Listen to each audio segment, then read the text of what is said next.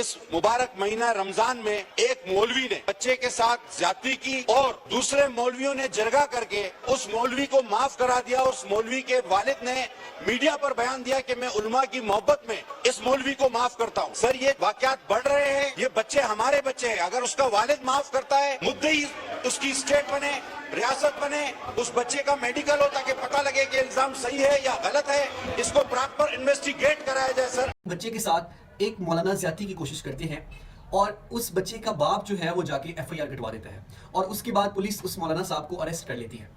लेकिन यहाँ पे एक बहुत ही मजे की बात है कि ये जो केस है, ये केस मसलक अहले हदीस के साथ जुड़ा हुआ है, क्योंकि जो मौलाना अबू बकर मुआविया है वो मसलक अहले हदीस के साथ हैं और वहाँ पे वो बच्चों को पढ़ाते हैं। ये जो मौलाना है ये एक मशहूर मौलाना है जो कि जगह जगह जाके खिताबात करते हैं और हमारे दिलों को मुनव्वर करते हैं। जब ये वाकया पेश आता है तो पुलिस मौलाना साहब को पकड़ के ले जाती है। आप ये वीडियो देखें। देखिए, अपने किरदार को दिखा है।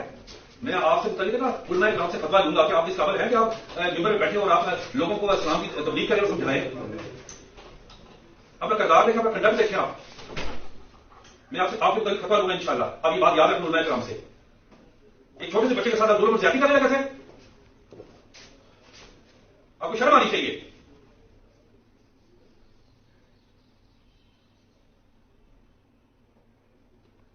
आपको अल्लाह से डर नहीं लगता?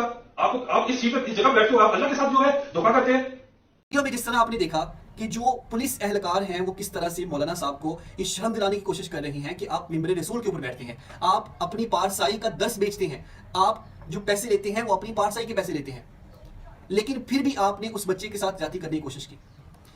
पुलिस एहलकार उनको बता रही हैं, मौलाना साहब आगे से इनकार करते हैं, वो कहते हैं नहीं मैंने तो ऐसा नहीं किया। लेकिन असल में जो हुआ वो यकीनन इससे भी ज्यादा अलमनाक बात है।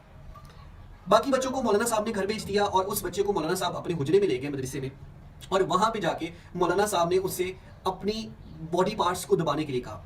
फिर यहाँ तक मौलाना साहब ने उनसे कहा, उस बच्चे को भेजा कि जाके ना आप मेरी वेपन लेके आए, और वेपन को ला के पास रख लिया। यानी कि डरा धमका के उस बच्चे के साथ उसको इंटीमिडेट करके उसके साथ ज्यादती करने का मौलाना साहब का प्लान था।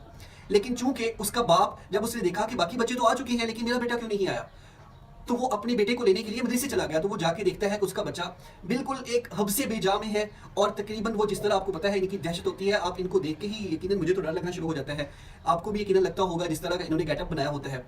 तो वो बच्चा बेचारा डरा हुआ, सहमा हुआ। तो उसके बाप ने जाके मौलाना से कहा कि आपने इसको क्यों नहीं भेजा। तो मौलाना साहब आगे से उसके बाप के ऊपर गुस्सा होना शुरू हो गया। फिर उस बच्चे ने अपने बाप को बताया कि मौलाना साहब ने उनके साथ उस बच्चे के साथ ज्यादती करने की कोशिश की।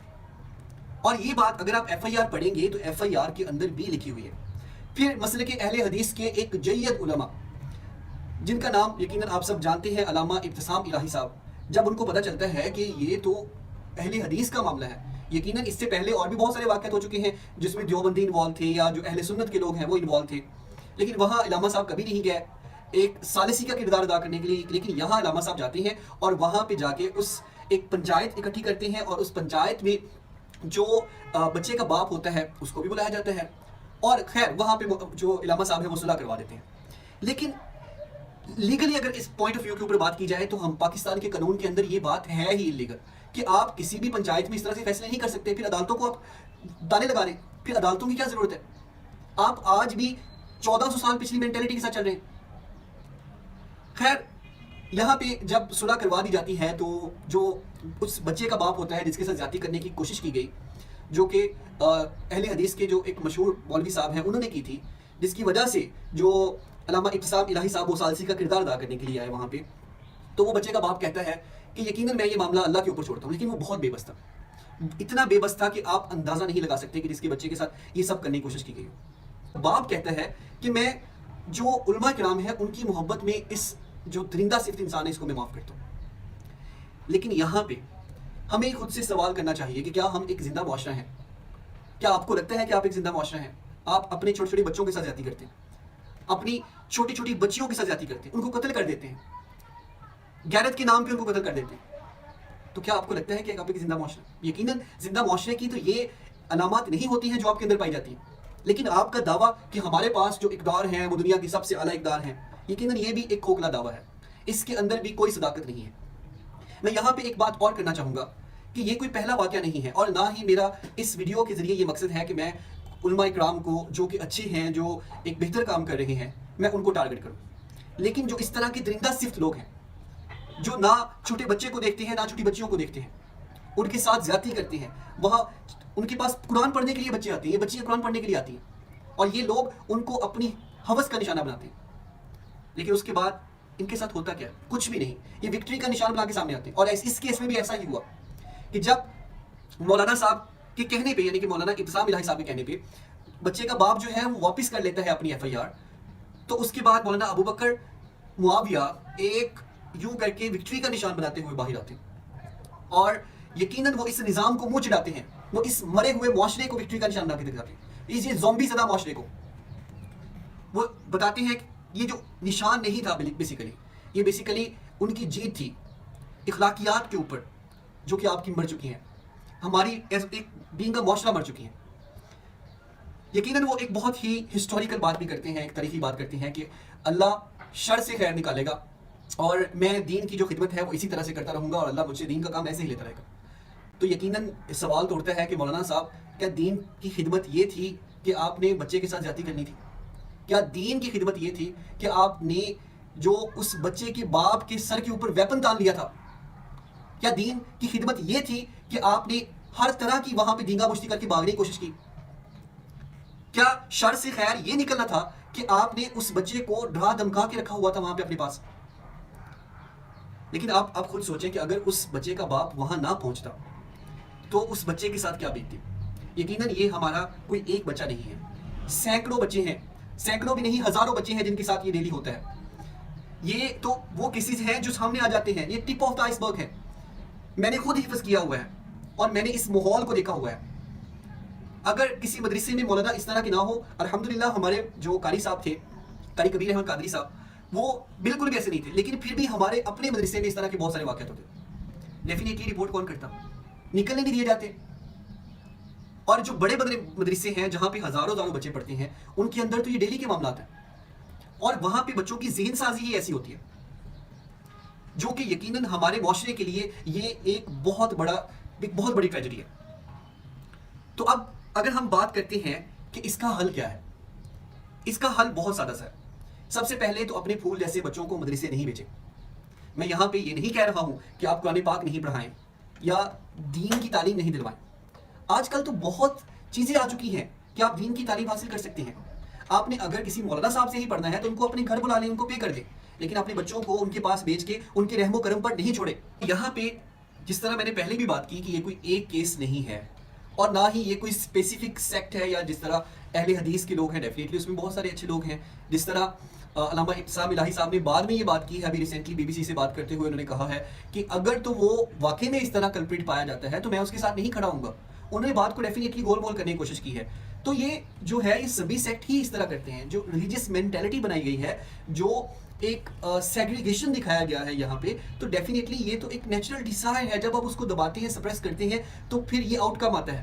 آپ نے یقیناً وہ ایک بات سنی ہوگی جو کہ ایک لطیفہ ہے، میں جسٹ یہاں پہ بتا رہا ہوں تاکہ، کیونکہ ہمارے مدرسوں میں ایسا سب کچھ ہی ہو رہا ہے. اور وہ بات یہ تھی کہ ایک مولانا صاحب ایک بچے کے ساتھ زیادتی کرتے ہیں اور وہ جا کے گھر بتا دیتے ہیں. تو اس کی والدین اس مولانا صاحب کے پاس آتے ہیں، اس کو کہتے ہیں کہ آپ نے میرے بچے کے ساتھ زیادتی کی ہے. تو مولانا صاحب آگے سے کہتے ہیں کہ جس طرح ہم پڑھے ہیں ویسے ہی ہم نے پڑھانا ہے. تو آپ اس سے اندازہ لگا سکتے ہیں کہ یہ جو ایک مدرسہ سسٹم ہے، جو ایک مدرسہ کلچر ہے، یہ کس طرح کا ہے. یقیناً جو آئے دن آنے والے جو یہ واقعات ہیں، یہ ہمیں اس چیز کے بارے میں ضرور بتاتے ہیں کہ یہ کوئی لطیفہ نہیں ہے، یہ حقیقت معلوم ہوتا دکھائی دے رہا ہے. پھر اس کے ساتھ ساتھ آپ یقیناً دیکھتے ہوں گے کہ ریسنٹلی ایک چور نے چوری کی اور جا کے وہ اعتکاف پہ بیٹھ گیا. ابھی کل کا واقعہ ہے ایک، جس میں ایک اعتکاف پہ بیٹھے ہوئے بچے کے ساتھ جاتی ہوئی. تو یقیناً یہ بھی سوال آتا ہے کہ یہ سب کون کر رہا ہے. اگر آپ کہتے ہیں کہ شیطان کو باندھ دیا گیا ہے تو پھر، اور دوسری بات آپ یہ بھی کرتے ہیں کہ ہمارے اقدار بہت اعلیٰ ہیں، ہمارے مورلز بہت اعلیٰ ہیں، یہ بھی آپ کا کلیم ہے، لیکن پھر یہ سب کون کر رہا ہے اگر آپ کے اقدار بہت اعلیٰ ہیں؟ یہاں پہ ایک جسٹ لائٹ میں بات کہنا چاہوں گا کہ سوشل میڈیا کے اوپر میں نے ایک چیز پڑھی تھی کہ آپ ایک ماہ اس طرح کر کے دیکھ لیں کہ شیطان کو باندھنے کی بجائے جو اس طرح کے درندہ صفت لوگ ہیں ان کو باندھ کے ان کو جو سزا ہے وہ دے دیں ایک سسٹم کے تھرو. تو پھر آپ دیکھیں گے کہ کس طرح سے یہ جو برائیاں ہیں، یہ جو جرائم ہیں، یہ کم ہوں گے.